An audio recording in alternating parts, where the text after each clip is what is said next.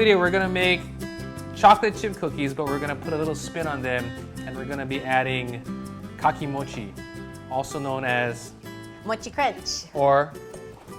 Arare. And what is that stuff? What is it? Rice cracker. Japanese rice cracker. So we're gonna do the sweet cookie is gonna be enhanced by The salty. saltiness. To get going, we're gonna start with the traditional methodology for making a cookie, and we start off by using the creaming method, which Cheryl will demonstrate. Start off by putting butter in the mixing bowl, and then the 2 sugars, which you can add in there. We have brown sugar and we have white sugar. And go ahead and get the mixer, the electric mixer in there, and we're gonna start creaming it together.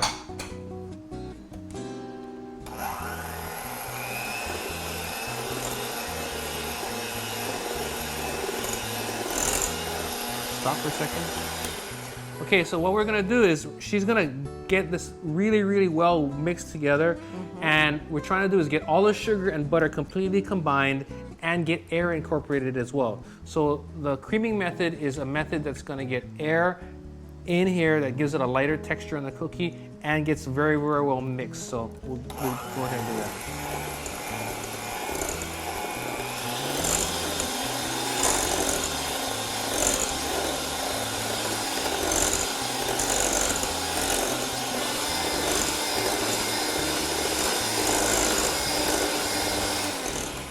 Okay, as you can see, when we started, at first there was the sugar and the butter, and then gradually there were crumbles, right? And as she continues to beat this, it's getting softer and it's starting to come together. You'll know that this is done when you see all of this starts to stick to the sides of the bowl, because that means it's really well incorporated and it'll look light and frothy, okay? So keep going.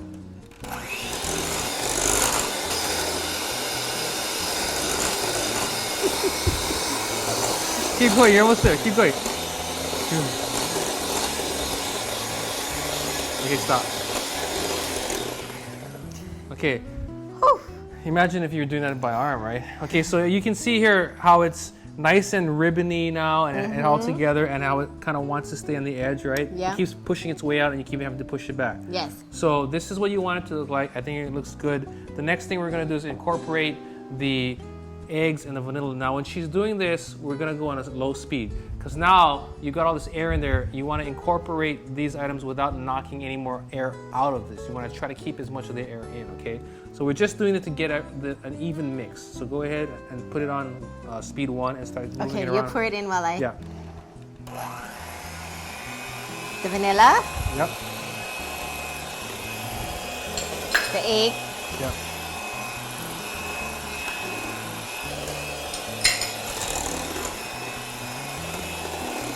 Stop. Now what you're gonna notice here is when you put the eggs into the butter sugar mixture, if you look at it very closely, it will appear to be sort of broken, you know, like oil and water. But if you just, once you just let it keep going, and then it will come back into a smooth mix, okay? So keep going.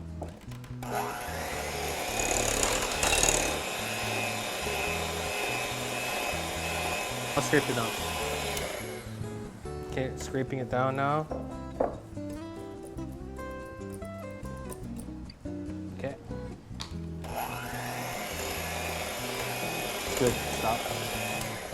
Okay, it looks really good. Now, at this point, we are gonna add all of just the dry ingredients, okay? So go ahead and you can add those. What do you got? I'll hold that for you. oh, salt and baking soda, Okay. Go ahead and throw in the chocolate chip, chocolate chips, and then throw in the kakimochi. And in this we have just a bunch of different, you know, Wow. different sizes and shapes. Now, Ashley, at this point, go ahead and pop these out. Push that button here. We're gonna go and you can use a mixture if you want, but I think it'll be easier if we do this from this point on. So go ahead and fold it in.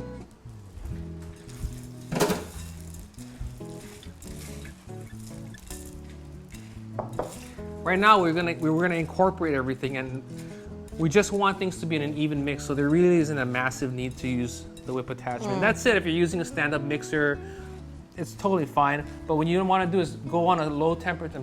You want to go to a low speed so that you're just getting the incorporation and you're not whipping it or breaking it up and overworking it, or else when you start adding the flour, it may get tough.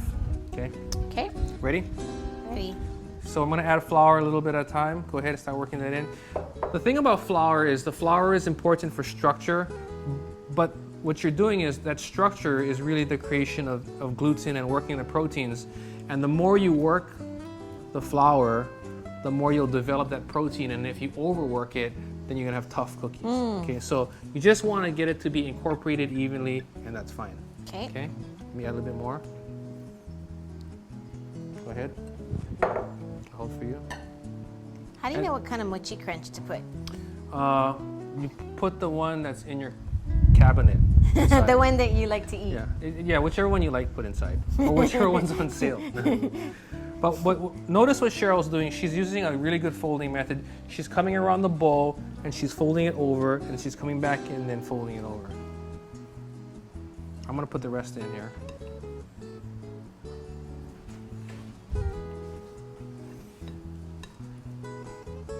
Whoops. Okay. Can I see real quick? Okay, here. So let's see now. Texture's coming together really nicely. So what we're gonna do is just work it together to get this dough incorporated. It should come together, and see it's already there, okay? Great. Now, depending on the texture of your dough, now right now it's holding its shape nicely, so we can work with it. If by chance when you do this, it's really, really soft, go ahead and put it in the refrigerator for a little while so that the butter can sort of harden up a little bit. And even when you start to scoop these out, we're gonna come and scoop them. If it's too soft, just put it back in the fridge, let it firm up a little bit, and then come back and work with it, okay? Okay. So we're gonna come back here and we'll start making some Cookies. all right? Okay. We are making the cookies now, and Cheryl has made sort of ping pong ball sized cookies. And while she's finishing up, I'm gonna start garnishing up. I have some of the arare flower shapes that we're gonna be sticking on the top. It's called sakura. Okay.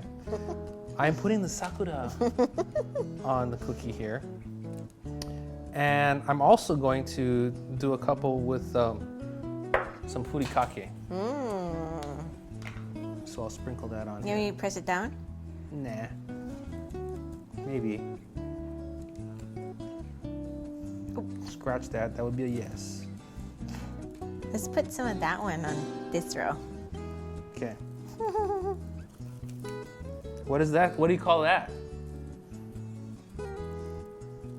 This is sakura. What is that? Mini. Oh, mini. Okay. I don't know.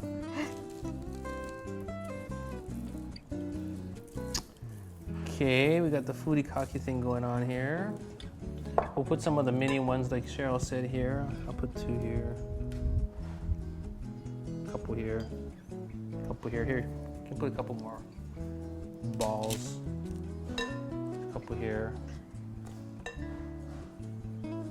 Okay, That's it? that's it. All right. Okay, we're gonna put this in the oven, 350 degrees for about 12 minutes or until done, and we'll see how they come out. Wait. More. I thought you said that's it. Oops, I had one more. Okay. Okay, now we're going in.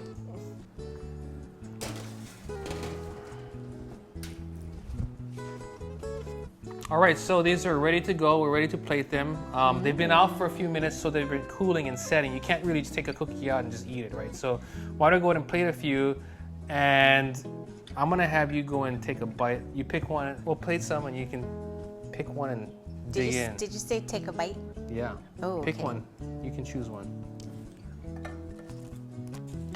What do you think? Oh, wow, crunchy. So the kakimochi gives you that crunchiness, it gives you that savoriness. It kind of replaces the nut factor, right? We've got the furikake on one side. Now, That's so interesting. depending on what your preference is for kakimochi, you can add more or less to the recipe. We played with the recipe and we tried with small chocolate chips versus big chocolate chips, and we decided that the big chocolate chips were the way to go because you get a little burst of chocolate, bigger burst of chocolate every so often. But We use big chocolate chips?